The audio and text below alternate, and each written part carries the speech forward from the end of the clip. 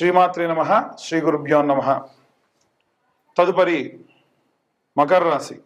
మకర రాశి వారికి విశ్వావసు నామ సంవత్సరంలో ఎలా ఉంది అనే విషయాన్ని ఇప్పుడు తెలుసుకుందాం. మకర రాశి వారికి ఆదాయం 8, వ్యయం 14, రాజపూజ్యం 4, అవమానం 5.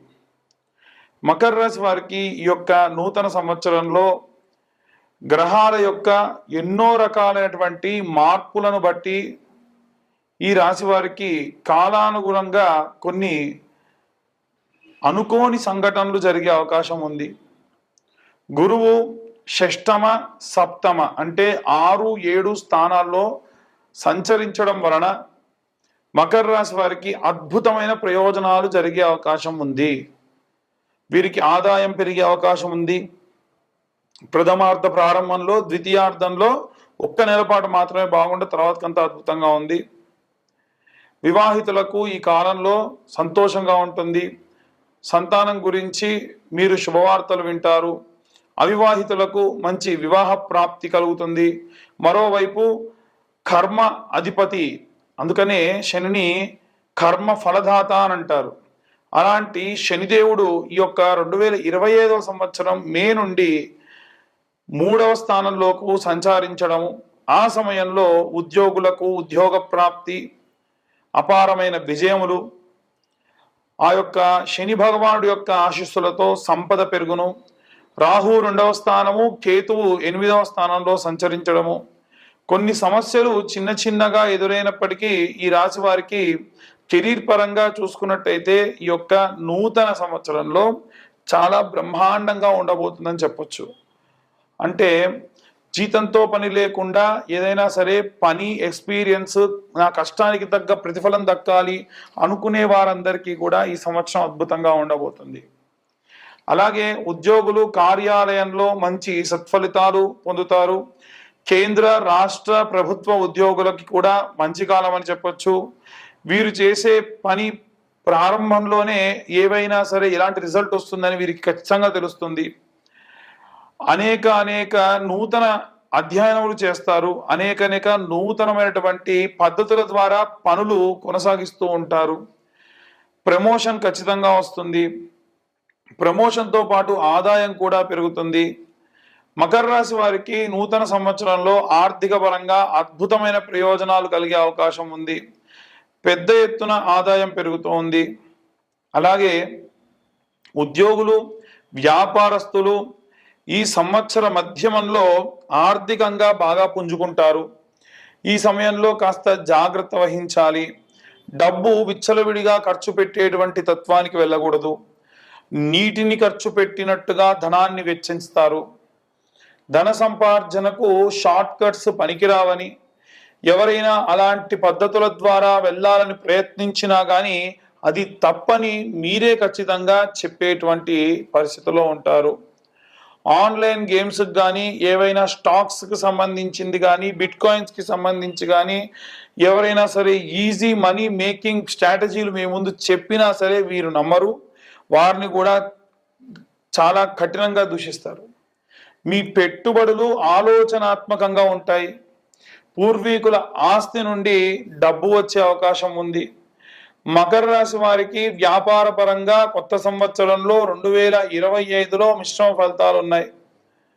ఈ కాలంలో వీరికి భాగస్వామ్య వ్యాపారాలు అంత శ్రేయస్సు కాదని, ఆ భాగస్వామ్యులతో కోపానికి వెళ్ళడము, ఆ కోపానికి కారణం వల్ల కొంత ఆర్థిక నష్టము, అనేకమైనటువంటి ప్రశాంతతలు లోపించడము, ఇక ఈ భాగస్వామ్య వ్యాపారం వద్దని విడిపోయి మీ అంతటి మీరే సొంతంగా ఏదైనా వ్యాపారం ప్రారంభించుకొని చాలా ఆనందంగా ప్రశాంతంగా ఉండడము,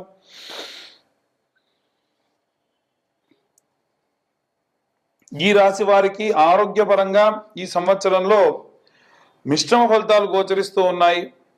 ఆరోగ్యం కాస్త ప్రథమార్థంలో బాగున్నప్పటికీ జీవన శైలిపై పూర్తి శ్రద్ధ వహించాలి. ద్వితీయార్థంలో ఆరోగ్యానికి సంబంధించి ఒడిదుడుకులు అధికంగా ఉండే అవకాశం ఉంది. ముఖ్యంగా వెన్ను నొప్పికి సంబంధించి కానీ, మోకాళ్ళ నొప్పులు కానీ, బొక్కల నొప్పులు కానీ విపరీతంగా ఉంటాయి. యోగా, ధ్యానము వంటివి చేసి చాలా ప్రశాంతత పొందుతారు. గ్యాస్ట్రిక్ ప్రాబ్లమ్స్ ఉన్న వాళ్ళు ఆక్యుపెంచర్ లాంటి ట్రీట్మెంట్స్ తీసుకొని కూడా కాస్త స్వస్థత చేకూరుతుంది.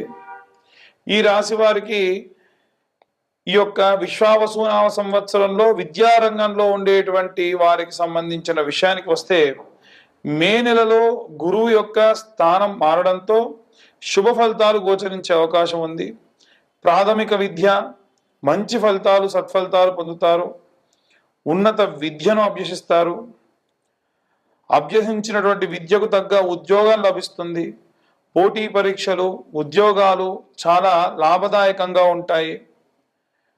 మంచి ఉత్తీర్ణమైనటువంటి స్థితితోని ఉద్యోగంలో రాణిస్తారు.